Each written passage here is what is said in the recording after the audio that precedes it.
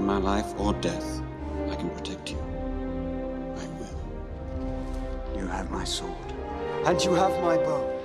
So, usually when Nintendo introduces a new weapon class to the series, it has its time in the meta. In Splatoon 2, it happened with multiple of the dualies and Brellas. In Splatoon 3, it happened with both versions of the Splatanas. And with Stringers, it happened with Reef-lux, but only in Turf 4. Yeah, so Stringers have been a bit of a balancing challenge. They've definitely gotten a lot better since launch. However, they tend to be agreed on as a rather undertuned class. So this time in the rebalancing series, we're gonna go over those. Oh, and I'm going to talk about Splatanas in this video too. Probably have the least to say about them about any of the classes, and there's not too many of them, but we got a little bit of nerfs to Stamper and buffs to Decav, so we'll be going over those too. Be sure to subscribe if you enjoy, and let's get started. While the Stringer class typically does have plenty of strengths, its biggest issue is inconsistency. Having to land multiple bullets for a one-shot is going to be incredibly difficult to land, and given how fast-paced and aggressive the meta is, it's something that's a problem for pretty much all of them. So mainly, our tweaks are going to be around making that more consistent. However, bows also do have a lot of strengths, so we're going to have to be careful not to overdo it. This is a class that is very easy to overbuff.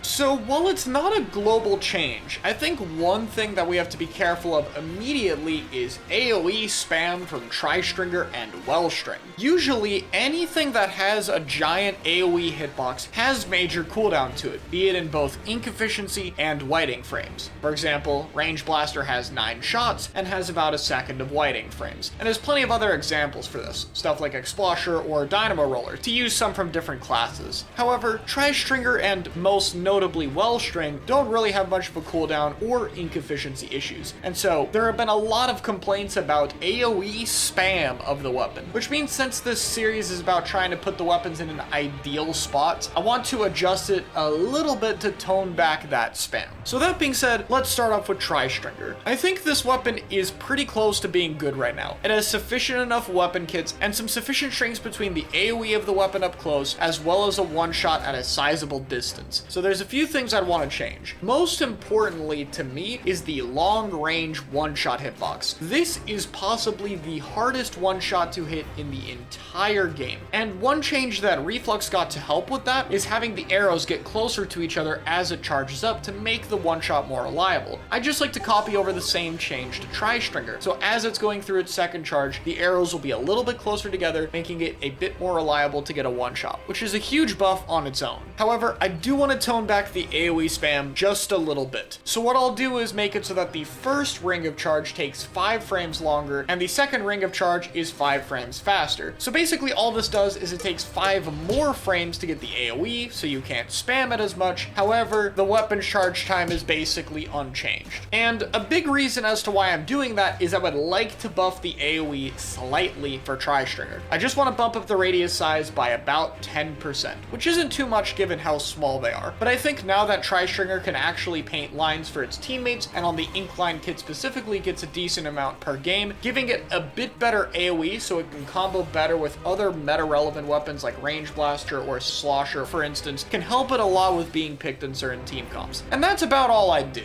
Nothing too risky here, since this is a weapon that could be very annoying if it had both good AoE spam and a one-shot at a distance, so I think this is a good way to keep both of those a little bit more situational while overall buffing the weapon. Wellstring is up next, and this one has a little bit more complaints, so let's get the nerf out of the way. This weapon absolutely needs to have whiting frames. The AoE spam on this is even more ridiculous since on the first charge the arrows are so close together so you can spam AoE that has the potential to one-shot just a bit too quickly. I don't want to take that away though, because having such a fast charge time for a one-shot is a core part of this weapon, but I do think it needs more of a cooldown, so that's what those 50 frames will be. The other thing I do to this weapon is give it a slight buff to the paint department. I think Wellstring is most comparable to Explosher, so being able to paint a little bit more in addition to having AoE to work around I think is really important. So I'll buff the paint radius of the weapon by about 5%. And that's about it for the weapon changes to Wellstring. I think it's in the best spot main weapon wise out of all the bows, and it doesn't need too much, so I think these changes will cancel each other out and leave the weapon in mostly the same spot. The main thing is a kit. It has 2 really horrible specials, and I think it needs something better. For the sub-weapon, I'd give it Torp, since it doubles as a location option to play around, a quick burst damage combo up close, as well as being able to paint the weapon's feet for better mobility. I think that Wellstring leans to being a more aggressive midline weapon than an anchor, so I think a sub that helps it with that is really important for it. And for the special, let's go with Crab Tank. Again, we're building around this AoE chip damage idea that the weapon has, and I think it'd be a really unique choice for a crab weapon. Finally on the bows is Reef-lux. Since it got a charge speed in the air increase, I think it's really close to being good. So I'll do one small main weapon change. After a charge, it's going to have 2 frames less end lag. My original idea for buffing Reef-lux was to make it a bit closer to a midline weapon by giving it more range to help its reliability. However, the buffs to the weapon that the devs have done have continually been to its mobility while keeping its range short. So this is going along with that. The main change for this weapon is going to be giving it a new kit, because I think if it's going to be a short range supportive weapon, it needs a bomb that's better for its team. So I'm going to give it a very strong kit as a way of balancing it instead. Burst Bomb Tacticooler. More cooler options is absolutely something we need in the game, especially short range wise, and Burst Bomb would be very unique for a cooler support, while at the same time being a helpful way to make Reef-lux more reliable at fighting up close, while also doubling as a reason to use your sub even more, meaning the weapon will have a little bit more downtime. I think it'd be perfect and really fun. Alright, let's get the Splatooners over with. Wiper first. I think this weapon is fine. Yeah, its kits are a little bit on the weaker side, but the main weapon is very strong and it's continually been solid throughout different metas. I don't think we need to do too much for it here. Next up is Splatoon Stamper. Obviously this weapon is very good and has been very good, but it's basically the perfect top tier weapon, and it's pretty underrepresented right now because of how hard it is. So while I do think it could be toned back a little bit, I don't want to do too much. So the change I'll be doing is reducing the damage